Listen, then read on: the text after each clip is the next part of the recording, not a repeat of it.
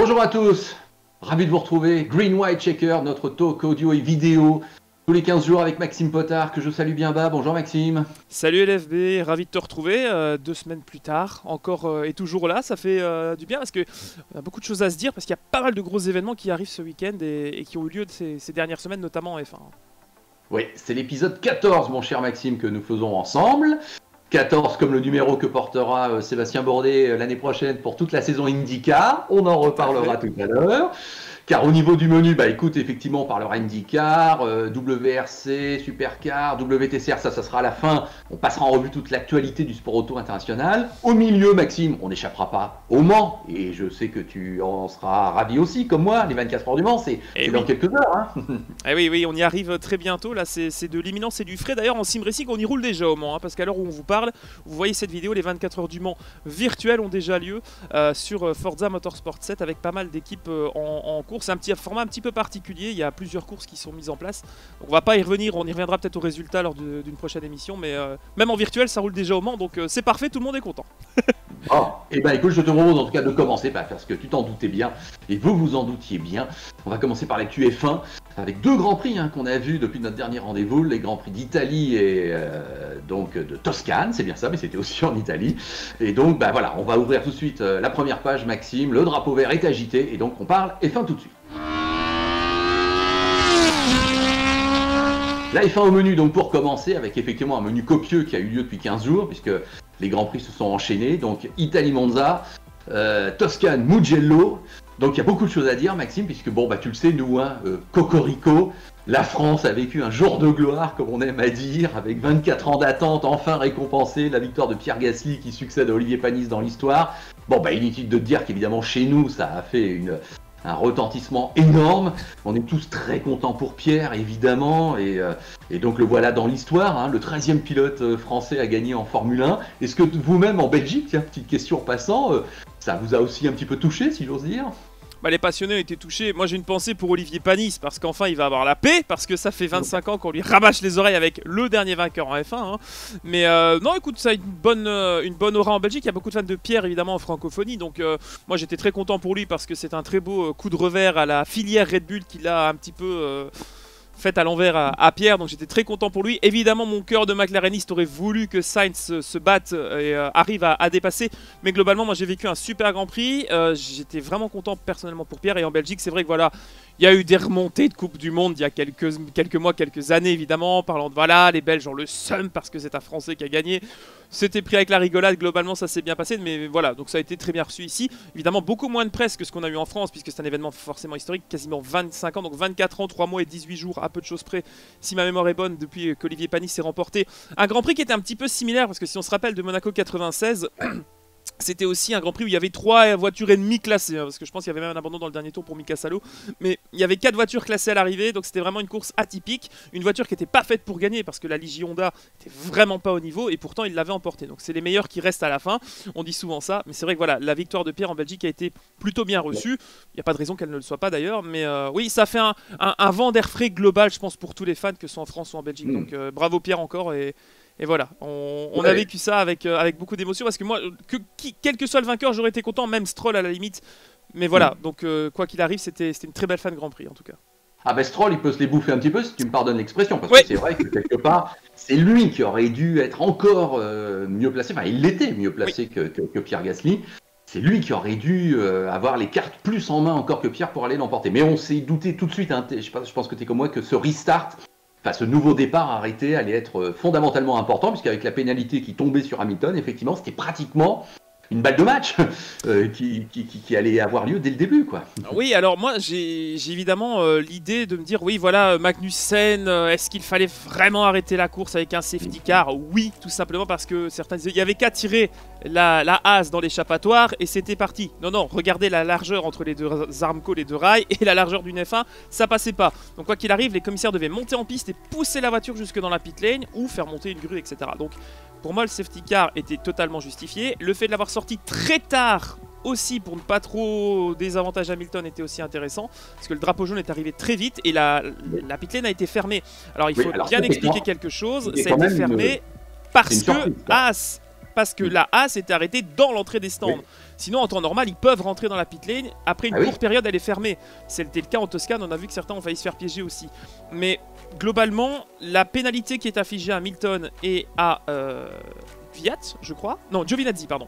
De 10 secondes supplémentaires. Est-ce que tu la trouves excessive, justifiée, ou est-ce que s'il n'y avait pas eu de drapeau rouge, ça aurait pu être moins mais non, mais à partir du moment... Non, mais pour moi, la grande surprise, ça a été la fermeture des stands, effectivement, parce qu'on est tellement habitué à avoir ce jeu stratégique qui consiste à bénéficier d'une safety car pour rentrer dans les stands. Là, quand j'apprends que les stands étaient fermés en F1, c'est rarissime. Oui. Donc, effectivement, là, pour le coup, je me mettais même à la place de Mercedes, et j'aurais tendance à dire qu'ils se sont fait un petit peu avoir, parce que finalement, ils ont été trop bien placés trop vite. Oui.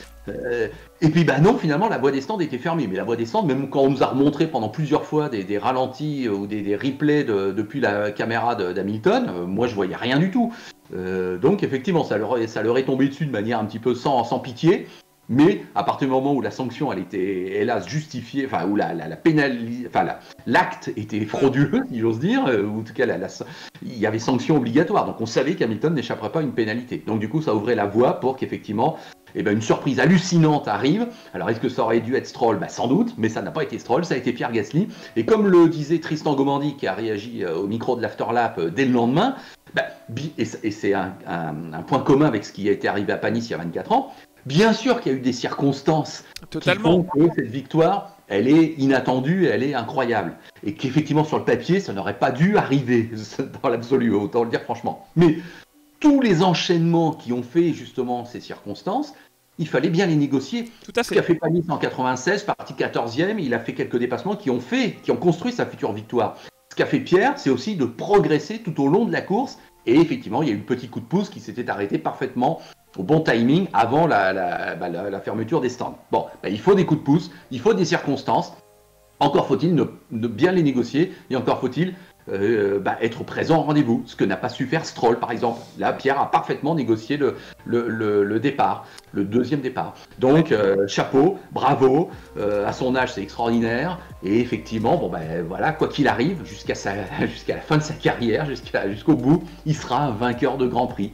Et tu sais qu'il n'y en a pas tant que ça dans l'histoire et dans le monde. Donc effectivement, ça a été fabuleux. Par contre, autre point commun avec Olivier, c'est qu'effectivement, petit coup de bambou juste après, comme si les dieux décidaient de lui dire de ne pas s'enflammer, de redescendre un petit peu sur terre. Ouais. Et donc, il a été le premier à abandonner en Toscane, tout comme Olivier avait abandonné il y a 24 ans, dès le premier Grand Prix suivant, ça devait être au Canada. Donc effectivement, là c'est un peu cruel, mais bon, allez, on va dire il n'empêche que Pierre, évidemment, maintenant a un statut tout à fait à reconsidérer dans le monde de la Formule 1, ça c'est sûr. Et donc le Mugello, on en arrive à ce deuxième Grand Prix. Alors toi, comment tu as vécu ce circuit à l'ancienne, comme on n'a pas arrêté de le qualifier pendant tout le week-end en F1? Moi j'ai vécu un très beau Grand Prix, mais alors pour tout te confier et confier ça aussi à nos auditeurs, j'ai eu un très mauvais pressentiment, ce qui m'arrive rarement, mais j'ai eu une crainte, un pressentiment à partir de jeudi. En fait, jeudi, vendredi, je me suis dit ça va mal se passer, il va y avoir des choses qui vont se passer. Alors c'est facile à dire maintenant parce que ça a eu lieu, mais je voyais pas les jeunes gérer le circuit aussi bien que ça.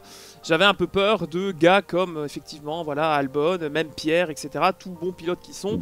J'avais un peu peur que ça soit la pagaille. Ça a été la pagaille, sauf que c'est les pré-retraités qui ont fait un petit peu jouer des coudes, avec comme victime justement les jeunes dans les gros accidents.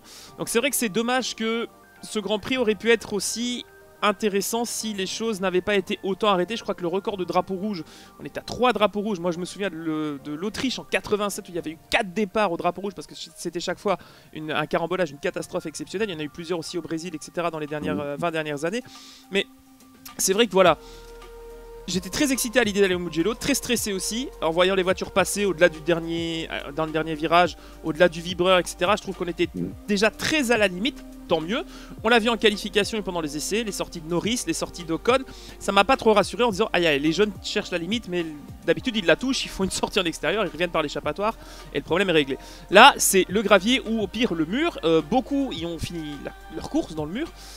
C'était un beau Grand Prix, mais j'ai un petit peu peur que si on y retourne, maintenant que ce côté inconnu et pied d'égalité entre chacun soit passé, on ait un Grand Prix tout aussi chiant, qu'il faut dire, qu'en Espagne ou ailleurs.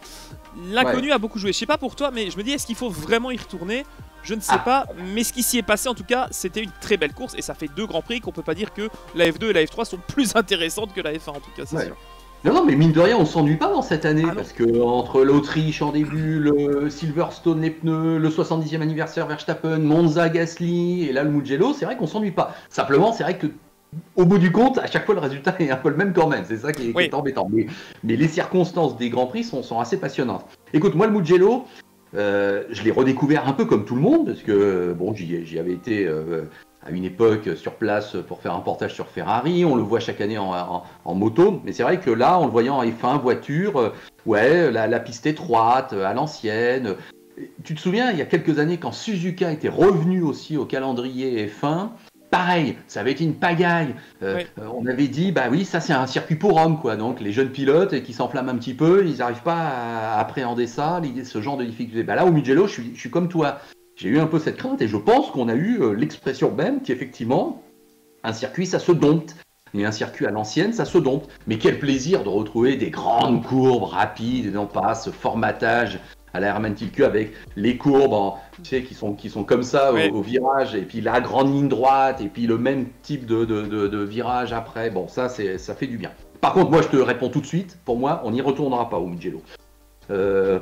Parce que d'abord, j'imagine que les pouvoirs F1 et les pouvoirs, comment on dit, les FED plus Formula One, vont vouloir reprendre les accords commercialo-sportifs qui normalement existaient. Bon, et le Mugello ne fait pas partie de cette équation. Donc, encore une fois, année spéciale, et l'année prochaine, j'imagine que le but, c'est de retrouver une année normale avec Monaco, le Canada, la France, la Chine, tout ça, bien sûr. Bon. Deuxièmement, on en a profité pour fêter aussi l'anniversaire de Ferrari. Ça a toutes les apparences d'un Grand Prix exceptionnel. Bon. Et 3, moi je crois que les événements qui se sont déroulés ont fait un peu frémir tout le monde quand même, et que a posteriori, tout bien considéré, une fois que ça s'est passé, que tout s'est globalement bien terminé quand même, on arrête parce que c'est pas adapté. Littéralement, c'est ça. Je crois que faut pas oublier que le Mugello, c'était une solution de secours. C'est une solution d'alternative, donc c'est pas une chose qui était voulue par la F1. Alors c'est très bien, Mick Schumacher a fait un tour avec la voiture de son papa, on a fêté Ferrari avec une livrée immonde. Enfin, personnellement, j'ai pas du tout aimé la livrée avec le jaune du 1000 GP. Enfin, je trouvais ça, à l'image de Ferrari brouillon, quoi. Le rouge foncé très classe. Oui, effectivement, tout ce qui est un peu autour, oui, d'accord. J'aurais aimé un petit peu, genre tous les logos blancs, quelque chose de beaucoup plus sobre. Non, enfin bon, c'était compliqué, mais passons sur ça. Mais ça m'a pas vraiment. Je l'achèterai pas en miniature, moi qui suis collectionneur, c'est pas une voiture qui va m'attirer, sache-le. Mais non, vraiment c'était un bel événement et une saison où Ferrari a un bel anniversaire, où ils arrivent à mettre les 2 voitures dans les points. C'est terrible de dire ça, mais quand même, c'était compliqué parce que Vettel se retrouve quand même avec une moustache pliée à la fin du premier tour, faut pas l'oublier non plus, elle est prise dans l'accident au départ.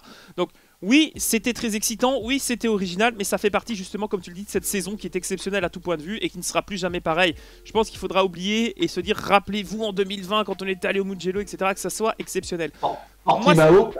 Alors tu parles de Portimao, des prochains Grands Prix, on a la Turquie, plus de nouvelles d'ailleurs de Melbourne, hein. C'est reparti dans l'oubli ce que je t'avais cité la dernière fois, tant mieux, peu importe. Mais surtout, moi ce qui me fait peur, c'est que si on a des pilotes qui sont à ce niveau-là au Mugello, qu'est-ce que ça va donner à Imola? Piste potentiellement plus rapide. Oui, Imola et Portimao. Mais Portimao, ça me fait un peu moins peur parce qu'il est quand même beaucoup plus modernisé, Portimao. Je trouve qu'à Imola, il y a quand même plus de gravier. C'est plus compliqué. J'ai regardé le championnat du monde de GT à Imola il y a quelques semaines. Il faut y aller quand même. Il y a des sections où en GT3 ça passe déjà fort. Et je me dis qu'effectivement, oui, Aquamini Rally, etc. La Variante Alta, ok, c'est large maintenant, c'est dégagé. Mais il y a quand même des sections entre Tamburello et même Piratella où il faut passer vite. Un accident comme Stroll désolé, mais à Tamburello ou à Piratella. Moi je suis comme ça, hein, je te le dis que voilà. Et les gamins qui sont en piste vont aussi avoir du mal, je pense, de s'adapter. Peut-être que le Mugello va en calmer quelques-uns, j'espère. Ça calmera le niveau du peloton en général. Mais globalement, j'ai un petit peu peur de ça. Alors c'est vrai que voilà, là, on digresse un petit peu sur la suite, mais le Grand Prix en tant que tel, moi j'attendais Renault, parce qu'en fait ce qui s'était passé à Francorchamps, c'est que Renault était bien au-dessus de McLaren. Ils se sont retrouvés un petit peu piégés sur un circuit de ligne droite comme Monza, où là il fallait vraiment du moteur et le châssis McLaren était un peu mieux, je trouve, que le châssis Renault. Mais dans un circuit d'enchaînement rapide, Renault s'est bien débrouillé et j'aurais vraiment aimé, alors Je suis content pour Albon, bien sûr, qui prend son premier podium, c'est historique. Voilà. Mais j'aurais bien aimé quand même que Ricciardo aille le chercher ce podium parce qu'il le mérite et ce serait un beau cadeau presque d'adieu parce que la saison ne va plus faire 50 Grands Prix non plus avant son départ pour McLaren. Donc je sais pas ce que tu penses parce qu'on parle beaucoup de... Bah, évidemment McLaren a dominé, Red Bull s'est retrouvé avec Albon et Verstappen au tapis derrière, bon d'accord, Ferrari nulle part. Dans le midfield, bon, Romain Grosjean qui a un tank, hein, qui n'a plus une as parce qu'il il a tapé le mur, il est revenu, mais... Vraiment au midfield entre McLaren, Renault, AlphaTauri, je trouve qu'il y a quand même quelque chose d'intéressant et selon les types de circuits on voit vraiment dans quelle section les équipes sont meilleures. Donc Renault est meilleur en châssis parce qu'on voit que dans les courbes la voiture était impeccable dans les caméras embarquées, que ce soit Ocon ou Ricciardo.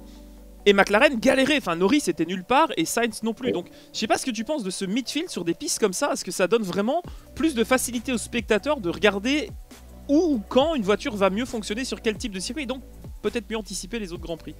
Moi, ça m'a plus marqué. Bah, non, mais c'est sûr qu'effectivement, cette bataille au milieu du classement constructeur, elle est passionnante. Et effectivement, Renault l'a vraiment bien trouvé sa place. Pourtant, j'avais été très inquiet après Barcelone. Oui, moi aussi. C'était vraiment minable. Et pourtant, je pensais que c'était une piste représentative. Bah non. Alors, c'est vrai que Monza, t'es au courant de la petite engueulade là où Ocon se fait reprendre de voler en radio. Mais il a raison, Ocon. Alors attends, non. Tristan Delordi, si je reprends son avis, dit qu'en tant que pilote professionnel, effectivement, il n'a pas assez penché à la radio en se plaignant. Voilà, là, Tristan lui avait mis en avant le côté professionnel du pilote par rapport à son message de plainte, entre guillemets. Maintenant, au niveau du fond, et indépendamment de toute diffusion du dit message, je pense qu'effectivement, à Monza, il y avait un formidable coup à jouer et que Renault... pouvait l'avoir un peu mauvaise au bout du compte et que effectivement c'était plus des occasions gâchées.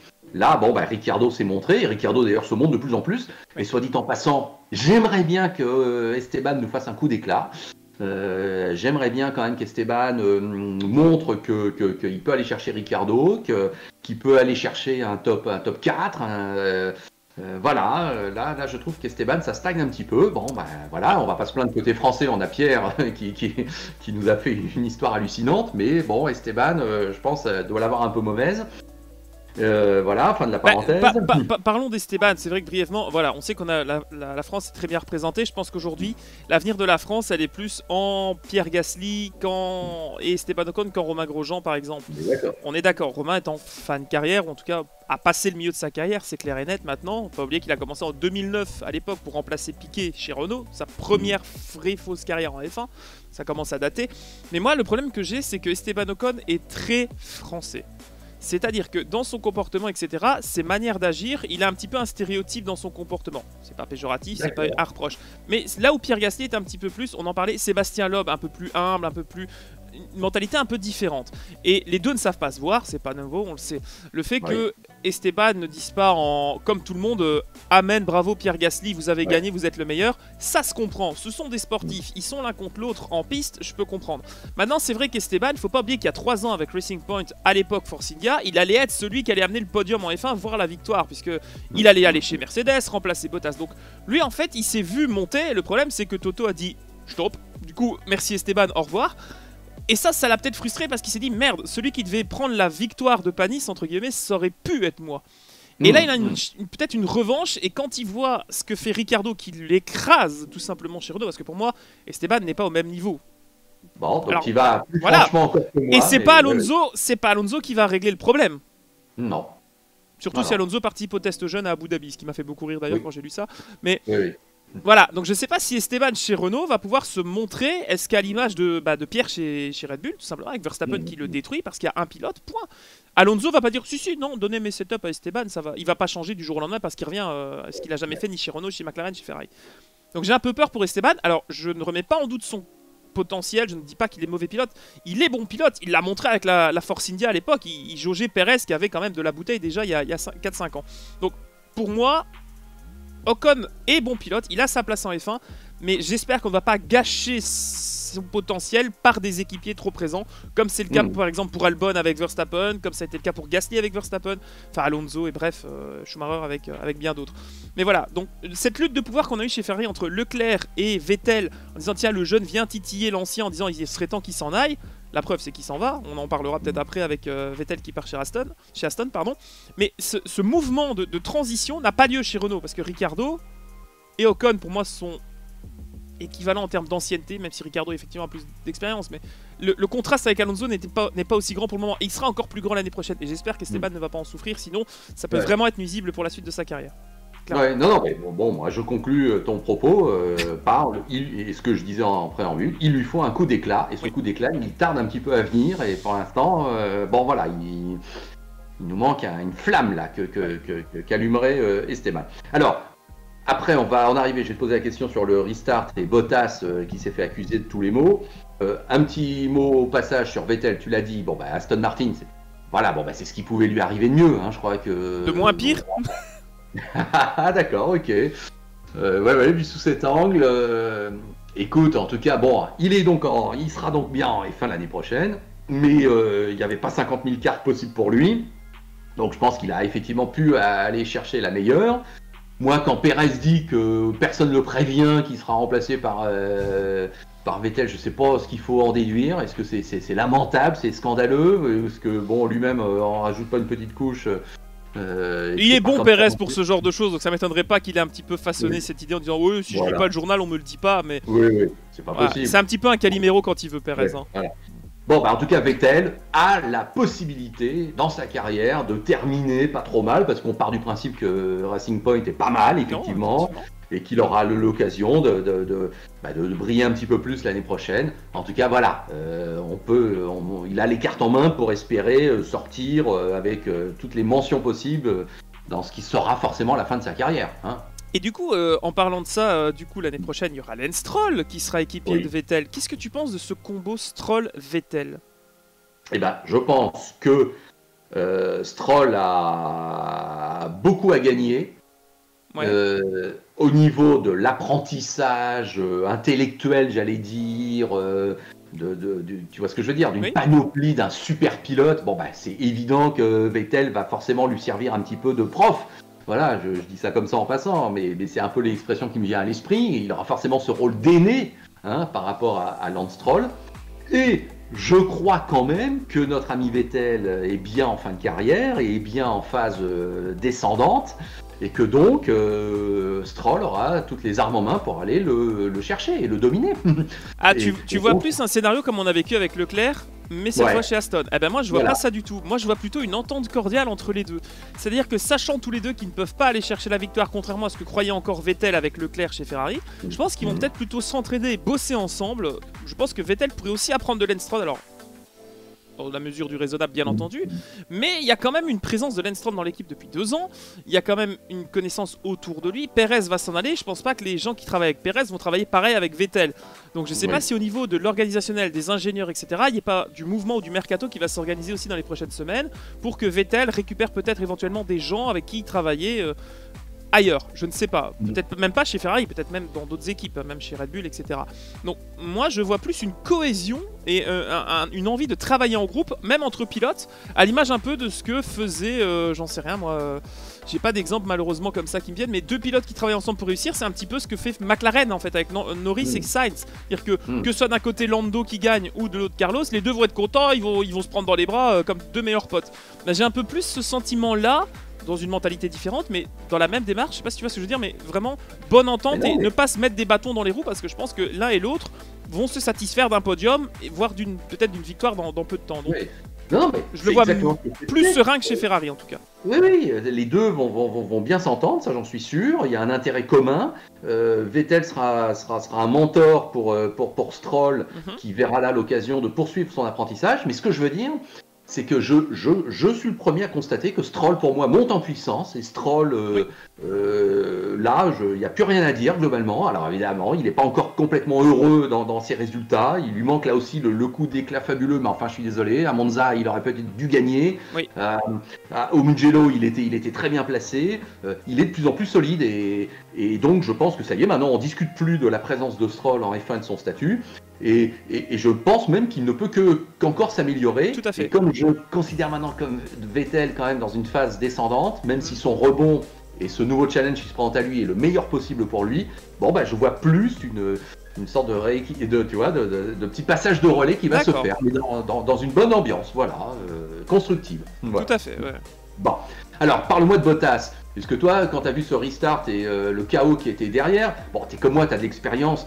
C'est pas la première fois qu'on voit du chaos dans des restarts. Hein. Moi, je me souviens en ELMS au Paul Ricard, ça avait été pareil, un bazar pas possible. Ah là, attention, là c'est le safety car qui n'était pas sorti. Hein. En ELMS en 2011, je pense, le safety car est pas sorti. Ils éteignent les feux. Il y a 40 millions d'euros qui arrivent derrière et qui se pulvérisent.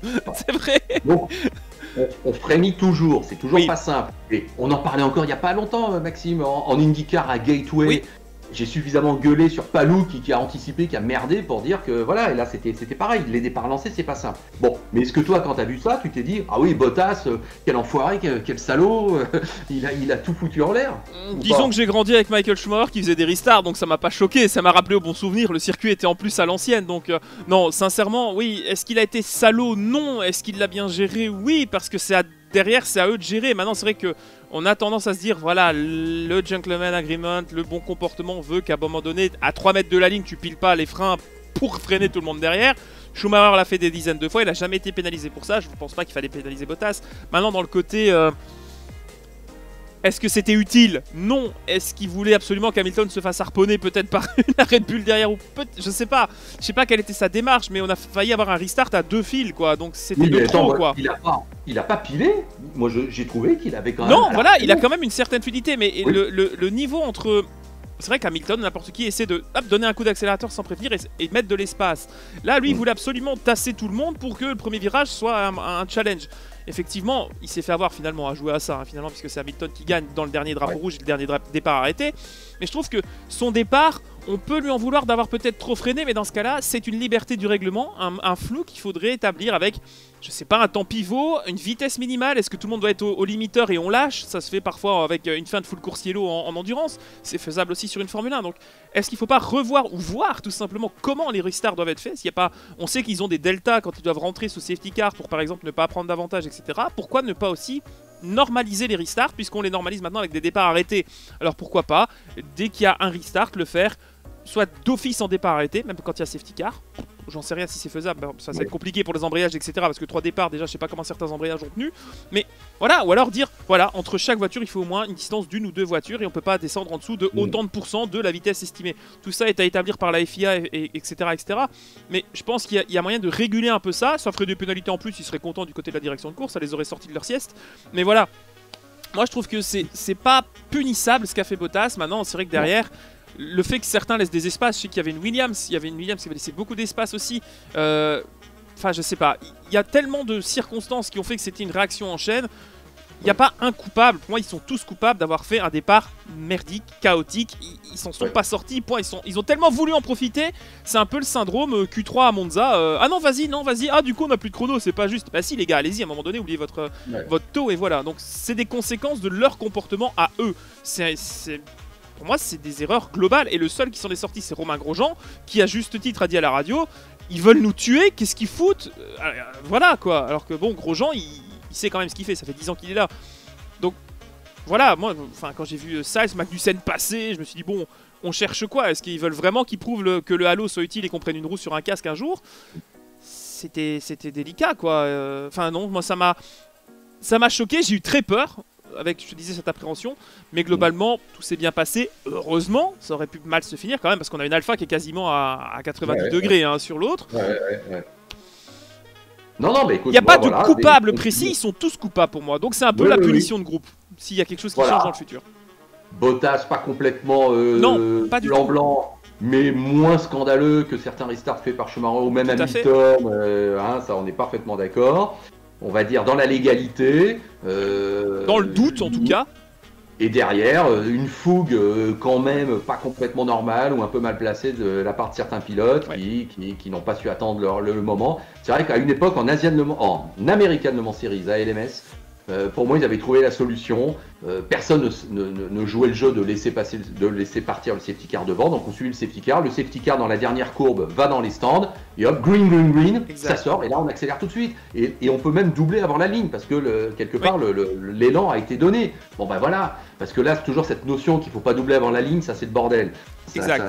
Ça fout une appréhension, ça fout une gestion difficile. C'est comme ça que Schumacher avait réussi à gagner une place face à Alonso après la safety car à Monaco, puisqu'il avait passé la ligne de safety car, mais pas la ligne de départ arrivée. Il avait plongé Anthony Nogues. Bon, il avait été pénalisé, mais beau geste et belle interprétation du règlement, ce qui a été changé depuis.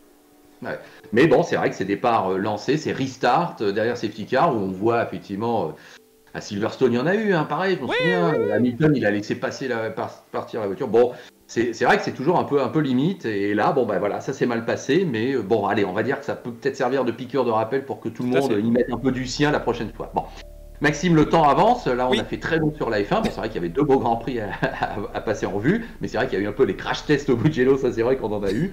Et Safety crash, on avait baptisé la rubrique Safety crash au Mugello. Voilà, il ne faut plus dire le safety car entre en piste, c'est bientôt un safety crash à venir. Tout à fait, excellent.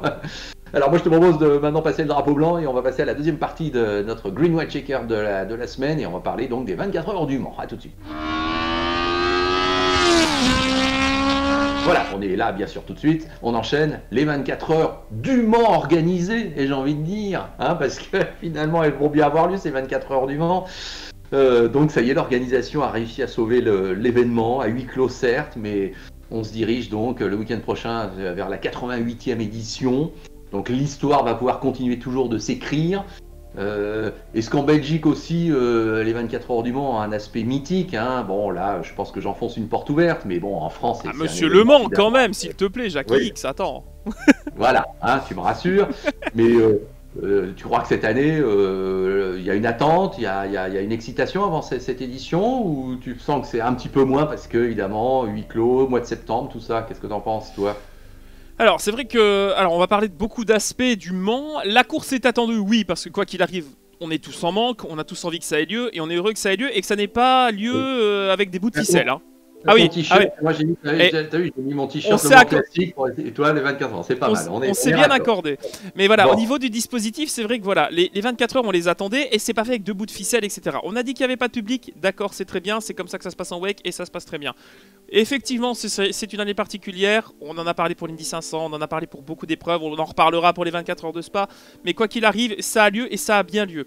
Au niveau du dispositif, effectivement, on va garder les bonnes habitudes, tout le monde sera là, Eurosport va toujours diffuser dans l'Europe, avec un certain LFB aux commentaires, félicitations d'ailleurs, on en parlait un peu avant cette émission, mais ça fait plaisir de te réentendre au micro des 24 heures. Moi j'ai des archives de highlights qui avaient été faites à ton époque sur Motors TV, des 24 heures repris d'ESPN, enfin bref, des highlights d'une heure que j'ai toujours, qui sont très intéressants d'ailleurs. Mais voilà, le fait de te retrouver au micro, c'est une très bonne nouvelle, au micro d'Eurosport, pas au micro du circuit, je précise, parce que malgré tout, il y aura quand même Bruno Van de Stick qui sera toujours au micro, justement, avec normalement Vincent Cerruti, si je ne dis pas de bêtises. Ils seront toujours là pour animer la course. Ça va être très particulier puisqu'il n'y aura pas de public, mais pour les stands, etc. Donc il y aura toujours la voix de Bruno en fond. Ça fait partie pour moi de l'ambiance du Mans, cette voix mythique. Mais toi aussi, tu vas rejoindre l'équipe d'Eurosport. Alors avant de parler de la course, moi je voudrais que tu me dises un petit peu comment ça s'est fait, comment on peut t'entendre et qu'est-ce que tu fais là? Est-ce que tu seras au Mans? Est-ce que tu seras ailleurs? Comment ça va se passer avec le Covid et toute cette histoire? Alors, voilà, révélation à tous nos auditeurs et téléspectateurs de Green White Checker. Eh ben écoute, coup de téléphone il y a une dizaine de jours pour me demander si j'étais disponible, si j'étais prêt, parce que les 24 heures seront diffusées en intégralité, et oui, sur Eurosport. Alors c'est la plupart du temps sur Eurosport 2, faut bien l'avouer, mais parce qu'il y a Tour de France, tout ça, mais c'est bien une intégralité totale, et je peux même te dire que je commenterai la course Road to Le Mans de la Michelin Le Mans Cup samedi matin. Oui, on va dire pratiquement du warm-up jusqu'à 15 h le dimanche, c'est quasiment non-stop. Donc là, tu vois ce que je veux dire, faut du monde. Donc 3 commentateurs, 3 consultants. Donc voilà comment j'ai pu me retrouver dans une comment dirais-je, équipe élargie par rapport à une course WEC normale, bien sûr. Et puis sur Eurosport, je m'étais rappelé à leur bon souvenir parce que tu sais que j'ai commenté, certes sur Motors TV Le Mans en 2006-2007, mais avant j'avais commenté aussi les 24 heures du Mans sur Eurosport. La victoire de Bentley en 2003, je suis avec Pierre-Henri Raffanel. À l'époque, on n'est que tous les deux à commenter pour Eurosport parce qu'il n'y a pas d'intégralité. C'est juste. Et donc, bon, écoute, voilà, tu vois, quelques années plus tard, il y a une sorte de retour là où beaucoup de choses avaient eu lieu déjà. Qu'est-ce que je peux dire d'autre? Donc oui, bah, moi, on va se relayer par équipe. Tu as déjà les noms des équipiers, Oui. commentaires et Donc consultants? il y a Gilles Delaposta, Adrien Pavio et moi-même en commentateur, et les consultants Henri Pescarolo, Eric Hellary, Paul Belmondo. On va globalement toujours permuter pour que chacun soit avec tout le monde une fois. Malgré tout, je peux te dire que je serai souvent avec Eric Hellary, Gilles souvent avec Paul Belmondo, et Henri papillonnera un petit peu plus. Je commenterai donc dès le samedi matin avec Adrien la route tout le Mans. Oui. L'avant-course, je serai avec Gilles. Enfin, tu vois, bon, voilà, ça sera sympa. Donc dispositif assez complet par rapport à ce qu'on pouvait espérer habituellement au Mans. Moi, à part Olivier Panis qui me vient à l'esprit, qui n'est pas en consultant, mais qui, je pense, des gens vont passer sans être forcément prévus en cabine. Mais justement, tu seras en cabine au Mans ou tu seras à Paris? Ça, je peux vous le révéler, effectivement. Donc, avec toutes ces mesures sanitaires, ces bulles à respecter sur place, le nombre de gens à déplacer éventuellement. Oui. Bon, bah, une certaine rationalisation l'a emporté et nous serons bien présents au QG d'Eurosport, à Issy-les-Moulineaux, près de Paris. Donc oui, évidemment, il y a un petit côté... Alors, évidemment, tu te dis, c'est vraiment dommage, on ne sera pas sur place. Mais si j'avais été sur place, impossible, une fois que j'aurais terminé mon commentaire, d'aller dans le paddock ou dans les stands pour papoter avec les pilotes et avoir des infos. C'est évident qu'eux, ils seront aussi complètement isolés. Donc bon, bah écoute... c'est pas plus mal niveau logistique, c'est une prise de risque en moins, parce que ça aurait été vraiment une prise de risque logistique et sanitaire pas forcément nécessaire. Donc voilà, ça se comprend parfaitement. Maintenant, je précise aussi, parce que je sais qu'Eurosport diffuse en France, il y a une application qui a été lancée aussi, je pense, par Auto Hebdo, si je dis pas de bêtises, tout à fait. Pour les 24 heures. Une web TV. Une web TV. Si vous êtes en Belgique, sachez que, alors je parle à mes amis belges, mais Proximus TV et Orange Belgique vous proposent aussi la course, parce que vous avez Eurosport gratuitement chez nous, à part... Normalement, voilà, vous avez accès à Eurosport 1 en tout cas, mais Eurosport 2, etc. Vous l'avez en français et en néerlandais. Il y a moyen de trouver toujours pour suivre la course sur une télévision si vous n'avez pas accès à Internet. Si pas, voilà, il y a toujours le live timing, il y a Radio Le Mans, toujours les mêmes choses sont en place. Mais effectivement, voilà, c'est un peu comme les 24 heures du Nürburgring ou les 24 heures de Spa. On va avoir un paddock qui va être extrêmement réduit, uniquement les acteurs en piste. Même, je crois qu'au niveau du Road to Le Mans et du WEC, ça va être aussi bien distinct. Donc, on va pouvoir utiliser peut-être des espaces qui étaient réservés au public pour justement bien distinguer les paddocks, éviter que ça se croise. Pas de boutique, j'imagine, il n'y aura pas de village du Mans autrement que ce qui est prévu. Je parlais des 24 heures virtuelles qui ont lieu ce jeudi aussi, qui ont lieu en ligne, contrairement à ce qu'on a d'habitude sur Forza Motorsport 7, ça fait 2-3 ans que ça a lieu. Mais voilà, donc pour l'instant, on fait le minimum, mais le minimum qui est assumé à 100%. Donc vous n'allez pas avoir des 24 heures au rabais. Je pense qu'il y aura un ABC de drapeau au départ, comme le veut la tradition. Je pense qu'il y aura la patrouille de France. Tout ça est bien mis en place comme chaque fois. Maintenant voilà, c'est vrai que le podium avec la remontée des stands dimanche après-midi aura pas la même saveur comme le podium de Pierre à Monza. Voilà, on sait qu'on est dans une année particulière, on assimile ça, on assume ça. Et voilà, est-ce que toi tu penses que c'est vraiment un problème qu'il n'y ait pas de public? Qu'est-ce qui va te manquer le plus? Moi personnellement je pense que c'est le podium, vraiment où il n'y aura pas cette ambiance particulière. Bah écoute, pour tout te dire, quand moi les gens me demandent spontanément mais qu'est-ce qu'il y a de si magique au Mans pour que tu y sois depuis 1995 non-stop et que chaque année il y ait des frissons, je cite toujours spontanément que l'avant-course, avec cette montée en puissance, cette communion, ces présentations des pilotes, la patrouille de France, tout ça, c'est magique, mais ça c'est aussi parce qu'il y a 200 000 spectateurs autour. Et je parle toujours du podium final où là il y a une communion, il y a la délivrance qu'on a été au bout, pour tout le monde, hein, les pilotes bien sûr et les équipes aussi, mais pour les commentateurs, les journalistes, le public a campé, qui a été au bout.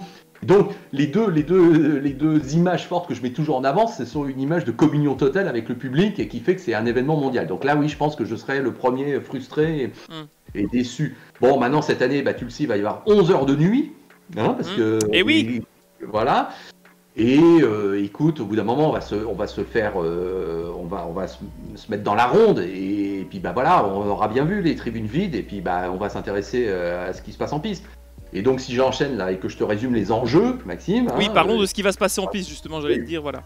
Bon, je mets un peu le GTEA à ma part parce que qu'on le veuille ou non, c'est quand même un peu une catégorie avec des structures qui sont pas complètement connues, valeureuses bien sûr, mais il y a beaucoup de gentlemen, beaucoup d'argent derrière, on sait que c'est un peu particulier. Mais bon, il y aura toujours une belle bataille qu'on suivra et je suis très, très, très évidemment intéressé par ça. Mais bon, on va plus se focaliser sur les 3 autres catégories. Alors en GTE Pro, il y a très peu de voitures, il n'y a plus BMW, il n'y a plus Ford, mais t'es comme moi, tu le sais très bien, c'est globalement Ferrari, c'est globalement Porsche et c'est globalement Aston Martin officiel. Donc évidemment, c'est palpitant, il n'y a que des super pilotes qui sont les meilleurs pilotes de GT du monde. Donc là, évidemment, ça ne se refuse pas. Mais quel dommage Corvette, tiens, j'oublie. Oui, j'allais dire, le manque de Corvette avec la nouvelle, ça aurait été magnifique, effectivement. Ça, faut bien avouer que ça fait mal au cœur et que là aussi, on subit aussi une année particulière.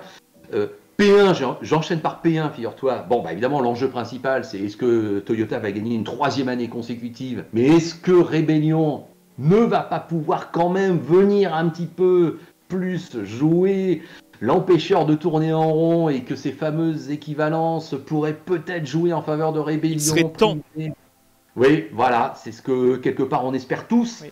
Bon, maintenant je lisais un papier ce matin, Senna lui-même dit que sur le mouillé sous la pluie, la rébellion ne fonctionne pas. Non. Il le dit carrément. Et on annonce de la pluie. Et on annonce de la pluie pour dimanche. Donc évidemment, ça serait pas bon signe. Ça n'aide pas. Et puis P2, écoute, moi j'ai envie de dire P2, moi c'est cette année, c'est en P2 que je vais me focaliser parce que pour moi c'est un championnat du monde de P2. Là il y a tout le monde, il y a les meilleurs WEC, il y a les meilleurs ELMS. Et donc là il y a toutes les structures. Alors côté français on est gâté, il y a Panis, il y a Duquesne, il y a Graf, il y a IDEC, voilà. Et puis côté international, il y a United qui gagne tout, mais qui a tout à perdre. Donc c'est ça qui m'intéresse. Oui, c'est vrai. Oui, ils ont peut-être trop gagné trop vite dans l'année. Et puis il y a les Suisses. Il y a G-Drive qui passe par là. Il y a la Russie aussi. Oui, il y a du monde dans cette catégorie P2. Elle va vraiment être intéressante. Voilà. Jackie Chan qui a failli gagner aussi. Voilà, Jackie Chan. Donc là, honnêtement, c'est super ouvert. Et moi, je vois ça là cette année comme et puis il y a toujours aussi l'espoir de ce qu'on a connu en 2017. Ouais. Et si en P1. Et si Toyota reprenait sa malédiction, et si les rébellions avaient des ennuis, et si c'est pas les P2 qui venaient carrément jouer le podium ou plus, tu vois, à voir. Mais c'est bien qu'on s'emballe pour ça, parce que personnellement, moi j'ai toujours été un fan du GTE au Mans. Je trouvais que ça pouvait être juste comme à la fin des années 90, avec mi-proto, mi-GT, c'était très bien. Avec effectivement la bataille, BMW n'a jamais été dans le coup, c'est un échec ce programme de A à Z, mais Corvette, Aston, puis Porsche, Ford, on a eu des très beaux duels, on en a déjà parlé. Mais c'est vrai que voilà, Ferrari souvent finit par gagner à l'usure, les adversaires tombent à 1 en GTE. Mais oui, moi je vais me focaliser aussi sur le LMP2 parce qu'en LMP1 il n'y a pas match, on le sait d'avance, ça fait 5-7 ans que c'est comme ça, depuis qu'Audi et Porsche ne sont plus là, où ils dominaient parce qu'il n'y avait pas plus match parce qu'ils étaient plus nombreux en P1. C'est pas l'arrivée d'Alpine qui va me faire changer les choses aussi en P1 l'année prochaine. Moi je trouve que, je trouve que pour l'instant, si on interdisait le P1 au Mans, la course serait exceptionnelle, parce qu'on aurait un duel au général qui deviendrait un duel mexicain à 3 peut-être pour la fin de course, ça peut être exceptionnel. Revivre, je te dis, ces éditions du fin des années 90 où tu avais, alors je cite BM, Audi, Toyota, Mercedes, Porsche et tous les autres. On a tous envie de revoir cette édition du siècle, on s'en rappelle. Ouais. Mais voilà, on est dans une phase de transition qui a été entamée il y a 5 ans, elle est loin d'être terminée avec ce côté LMHD, enfin bref, on n'en est pas sorti je pense. Donc profitons de ce qu'on a. LMDH. LMDH, pardon. Oui, et LMH.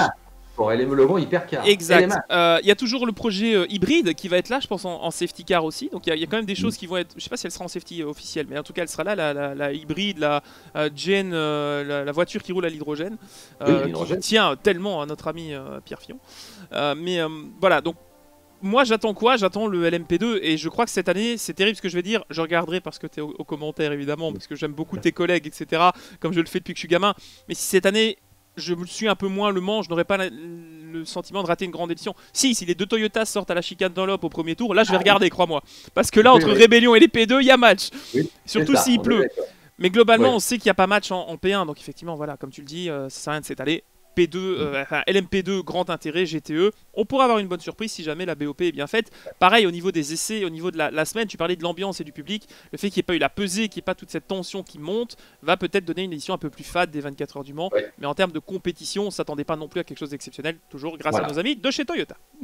Voilà, donc écoute, affaire à suivre, mais n'oublions pas non plus que c'est souvent, et cet adage est ô combien souvent vérifié, c'est le Mans qui choisit les vainqueurs. Et t'as beau peut-être être préparé, être la meilleure équipe du monde, arriver en favori, tout peut arriver au Mans. Donc je fais confiance au statut de cette course, évidemment mythique, pour qu'on s'ennuie pas quand même. Voilà. Bon. Est-ce qu'on peut espérer, alors pour conclure le moment, je te coupe, excuse-moi, est-ce qu'on peut espérer peut-être un épisode de l'Afterlap avec, je sais pas, Eric et Larry, etc. Est-ce que tu vas pouvoir proposer quelque chose pendant le Mans ou ça va être compliqué avec le Covid? Écoute, en tout cas, cette semaine sur l'Afterlap, je propose une semaine spéciale. Oui. Puisque je fais un épisode par jour et notre épisode de Green White Shaker est donc prévu ce jeudi. Mais par exemple, demain, vendredi 18 septembre, je te proposerai un entretien avec Thomas Laurent, avec qui j'ai pu m'entretenir juste avant toi. Donc bon, tu vois, j'ai essayé de faire. Maintenant, par rapport à l'Afterlab, c'est sûr que lundi, mon prochain épisode, ça sera mon débrief du Mans. Maintenant, je suis pas convaincu de faire ça, même si ça serait pas complètement illogique avec mes petits collègues. Pour la bonne et simple raison aussi que, figure-toi, il y a un côté pratique. Le Tour de France, pour la dernière étape, passe sous les fenêtres d'Eurosport.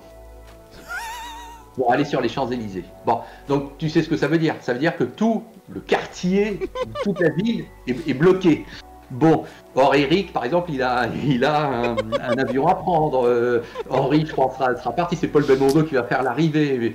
Et puis même moi, je m'interroge sur le fait que est-ce que je dois pas quitter mon relais dès que j'ai fini un petit peu, parce que je vais peut-être mettre 3 heures pour rentrer chez moi. Tu vois ce que je veux dire? Eh bon, oui, voilà. Effectivement. Eh oui, les bureaux sont là. Eh oui. Quel dommage. Bon, prends quand même une tasse de café, hein, un petit thermos, parce qu'à mon avis, ça va être long ce dimanche pour rentrer à la maison. Bon, en tout cas, Le Mans, bien sûr, on en reparlera dans 15 jours pour notre prochain numéro de Green White Shaker, parce qu'évidemment, il se sera passé forcément des choses et on aura forcément un petit retour à se faire, mon cher ami, sur cette 88e édition. Et puis, écoute, maintenant, je te propose de brandir le drapeau à damier et d'arriver à notre dernière partie de l'émission. On va passer en revue un peu l'actu internationale. Allez, c'est la dernière partie, drapeau à damier, checkered. On va passer donc cette actu du sport international, mais je sais que vous aimez bien, hein, on a des commentaires sympas sur YouTube ou sur les autres supports où on nous dit ça c'est sympa de parler supercar par exemple. Moi, dans quelques instants, je vais parler supercar, mais c'est toi qui vas commencer, Maxime, aujourd'hui. C'est pas par l'IndyCar qu'on va commencer, c'est par le WTCR, parce que je sais que t'aimes bien, et je crois bien avoir vu que c'était à Zolder, donc chez toi aussi. Donc qu'as-tu pensé de cette manche d'ouverture de la saison 2020 ? Ah, enfin du tourisme ailleurs qu'en Angleterre, ça fait du bien parce que ça nous manquait. Retour donc du championnat du monde et du championnat d'Europe de tourisme. Ils ont annulé la première manche au Salzburgring en Autriche, ça s'est fait à Zolder. Donc 2 courses pour le championnat du monde, 2 courses pour le championnat d'Europe. Alors pourquoi je parle du TCR Europe? Parce qu'il y a déjà eu 2 épreuves au Paul Ricard. Pour l'instant, c'est Daniel Lloyd qui est en tête après ces 4 courses, puisque c'est plus 3 courses par meeting, c'est bien 2 en championnat du monde et en championnat d'Europe. Même base pour tout le monde. Donc Daniel Lloyd qui est en tête devant Mike Alder. 9 points les séparent. Pour le TCR Europe, moi je voulais surtout attirer ton attention et celle des spectateurs sur ce qui s'est passé brièvement, parce qu'on a eu 2 victoires assez exceptionnelles. La première course a été remportée par Nicolas Barth, qui est le fils de Jean-Michel Barth, le patron de l'équipe Come To You, qui est une équipe belge, qui est une équipe aujourd'hui qui est vraiment une des plus présentes en sport automobile et surtout en tourisme. Bon, ils font de la Fun Cup, ils font du Belcar, mais c'est vrai qu'au niveau tourisme, ils sont présents puisque ce sont les seuls représentants d'Audisport en championnat du monde depuis que l'équipe WRT s'est retirée, avec notamment Jean-Carl Vernet qui est parti rouler ailleurs. Donc en TCR Europe, première victoire pour Nicolas Barth, victoire belge. Et la deuxième est une victoire féminine puisque c'est l'allemande Michelle Alder qui a gagné cette course d'une main de maître avec une Hyundai TCR. D'ailleurs, elle est bien remontée dans le classement. Donc au niveau des indépendants, c'était pas une victoire au général, hein, en tout cas pour Nicolas Barth, c'est au niveau des indépendants parce qu'il y a un championnat entre guillemets officiel et indépendant. C'est un peu divisé aussi. Hein. Ouais, il y en a 3 en WTCC. Hein, en WTCR, prends des notes. Mais voilà, donc le deuxième round s'est passé à Zolder. On a eu de très belles courses, mais voilà, donc 2 victoires intéressantes en Europe. La prochaine course sera à Monza, les 25 et 27 septembre. Donc on continue, il y a encore 4-5 épreuves qui vont avoir lieu. Notons pour le WTCR que ça a été une reprise très musclée avec une BOP qui a été plutôt bien établie. Bon, il y aura du poids évidemment, vous savez, on va pas revenir là-dessus, mais toujours balance de poids et BOP sur chaque meeting. Donc première course à Zolder, 2 courses. La première gagnée par Nestor Girolami sur la Hyundai du team Olinkel, la deuxième par Yann Erlaché le français.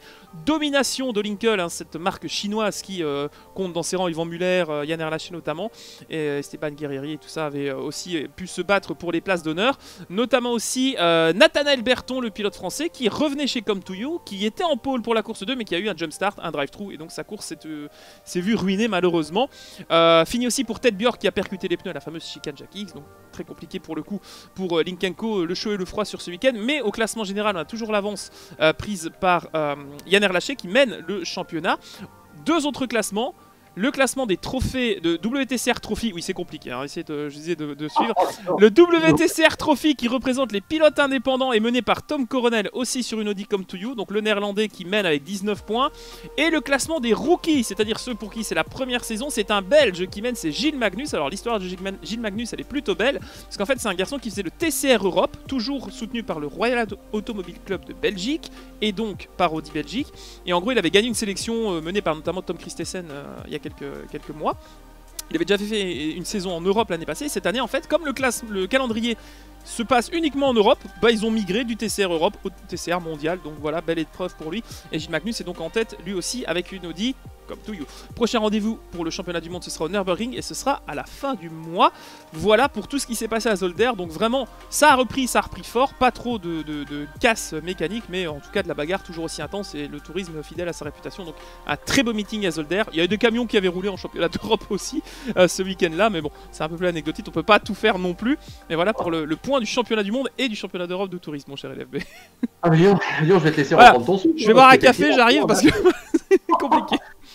Bah écoute, alors moi je vais te dire ma petite conclusion sur le WRC, parce que aussi Lyon a repris, ça y est, ce fameux championnat du monde. Bon, tu sais que moi je suis vraiment picousé WRC aussi.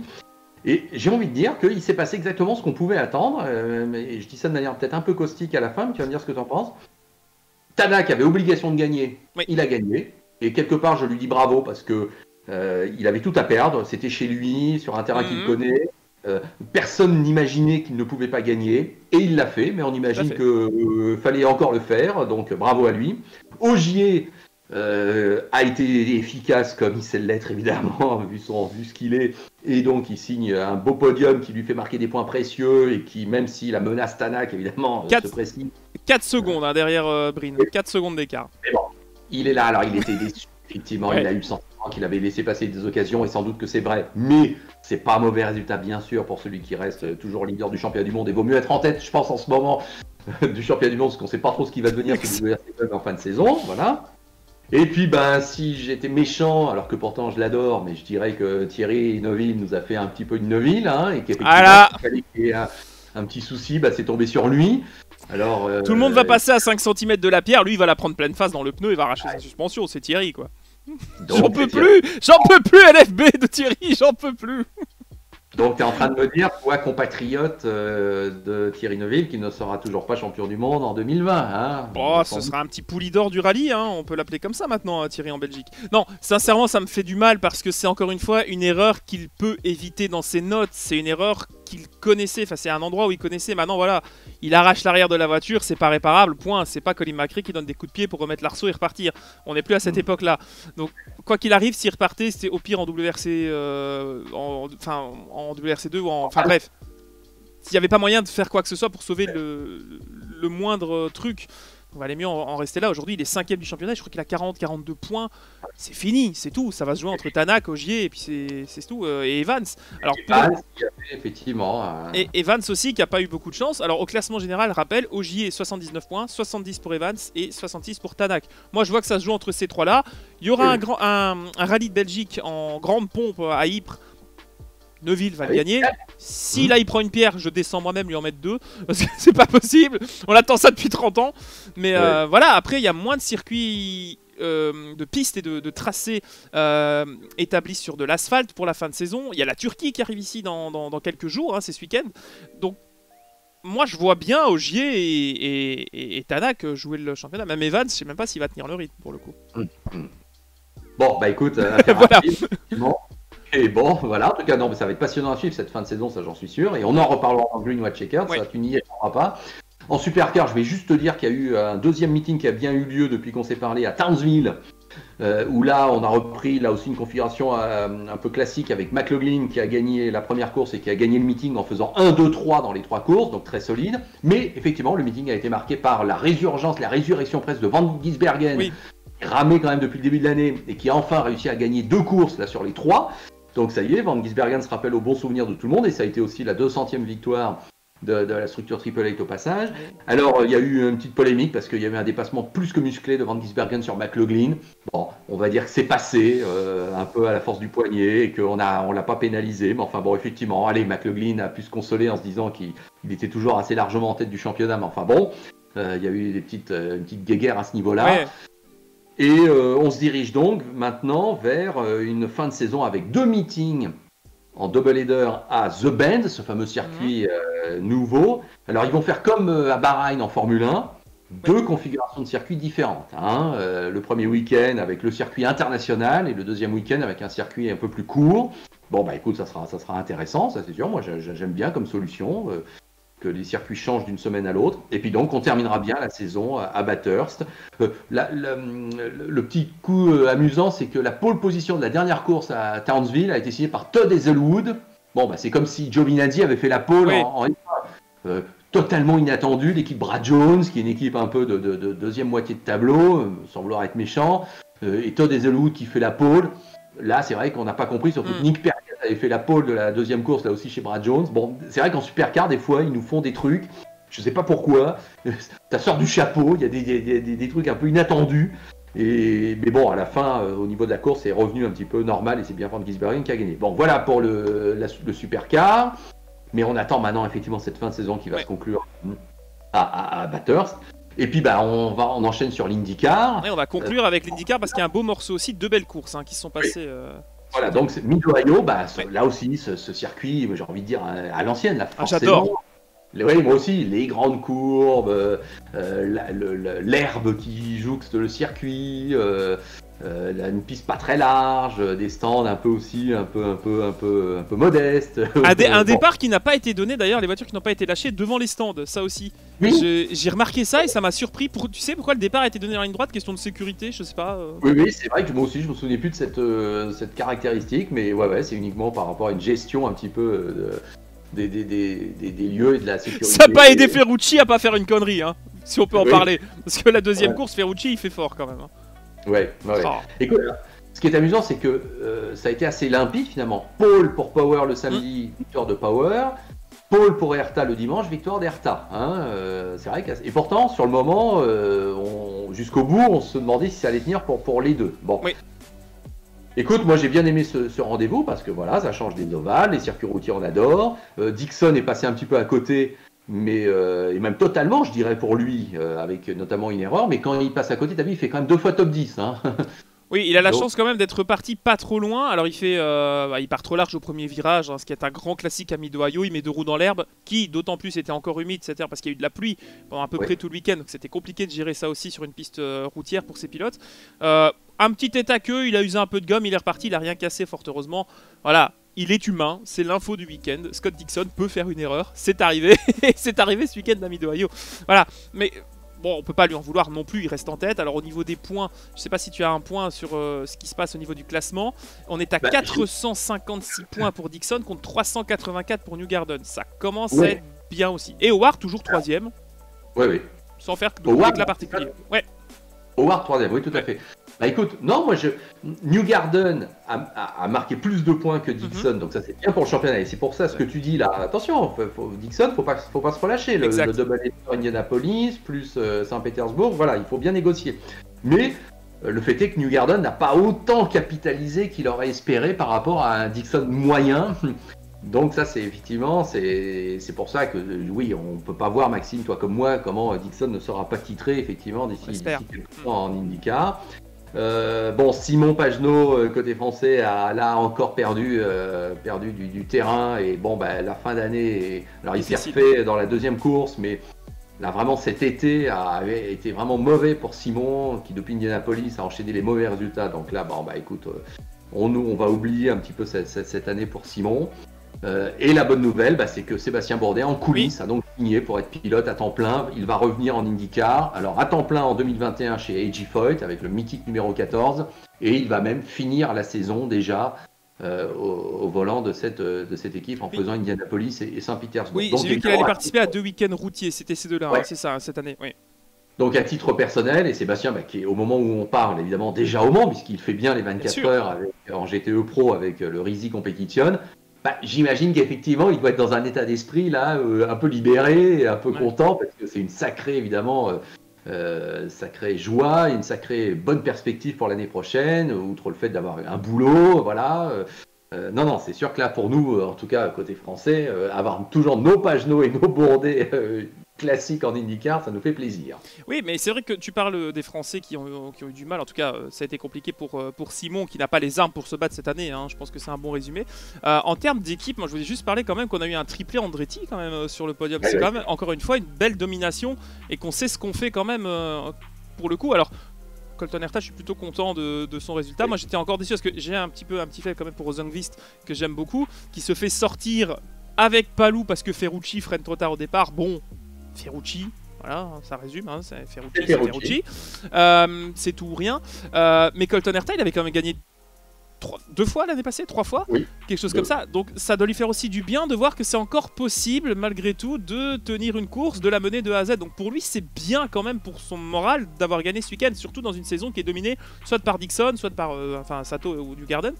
Voilà, je trouve que pour le coup, c'est une bonne nouvelle pour lui aussi, quoi. Ah mais Colton Herta, Maxime, on est bien d'accord, c'est une pépite, c'est une petite pépite. Tu sais qu'il est le plus jeune vainqueur dans l'histoire de l'IndyCar. Non, il répond présent et d'évidence, c'est le futur. Et tu penses que sur les routiers, il pourrait encore venir jouer les troubles fêtes à l'avenir? Tu penses qu'il pourrait encore avoir son mot à dire? Parce qu'Indianapolis, il était pas fou, hein, de ce que je me souviens quand on était allé rouler début juin là. C'était pas exceptionnel, mais bon. Attends. Ses 2 premières victoires l'an dernier, c'était à Austin, ça c'est sûr, et la première, je sais plus où c'était, mais c'était routier, hein, donc Colton Herta, non, il est complet, c'est bien une petite merveille, hein, faut bien en avoir conscience. Donc tu rajoutes effectivement un Hunter Ray, qui est solide évidemment, qui est expérimenté, un Rossi qui cette année n'est pas en réussite, mais qui est là c'est remis au bon souvenir de tout le monde. Et il nous a fait un super week-end et il nous a rappelé qu'évidemment il est le leader de fait finalement de cette équipe Andretti. Là il y a une sacrée triplette parce qu'effectivement on va mettre Marco Andretti à part sans rouvrir son dossier. Donc c'est super et c'est vrai que sur le papier le trio Andretti, le trio Penske et le duo Chip Ganassi, c'est vrai que ça fait super. Et puis maintenant je crois qu'il va falloir rajouter j'allais pas dire le duo parce que Askew je pense marque un peu le pas, mais McLaren, Howard, ça montre bien qu'ils sont là aussi. Et pourquoi pas Perez l'année prochaine? Oui, on est d'accord. Et tu sais que ça m'intéresserait personnellement.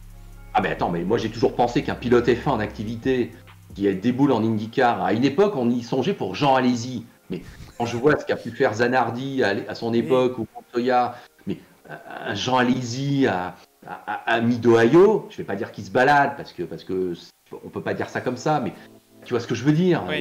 Si t'as fait Silverstone ou Suzuka en F1, tu sais gérer Mid-Ohio, je pense. Et voilà. Donc un Perez en IndyCar mexicain, tout ça, on sait que ça m'intéresserait beaucoup, moi.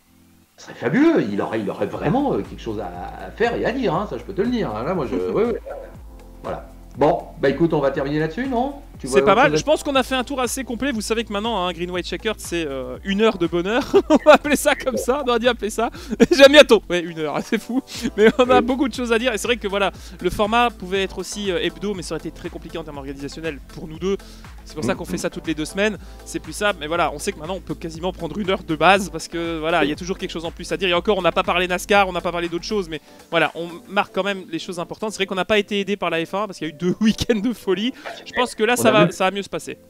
On n'a même pas parlé de Jimmy Johnson en IndyCar. Oui, c'est vrai, Jimmy Johnson qui va en Indy. Qu'est-ce que tu penses? Allez, 2 secondes. Qu'est-ce que tu penses quand même de ça? Parce que c'est un move quand même assez exceptionnel.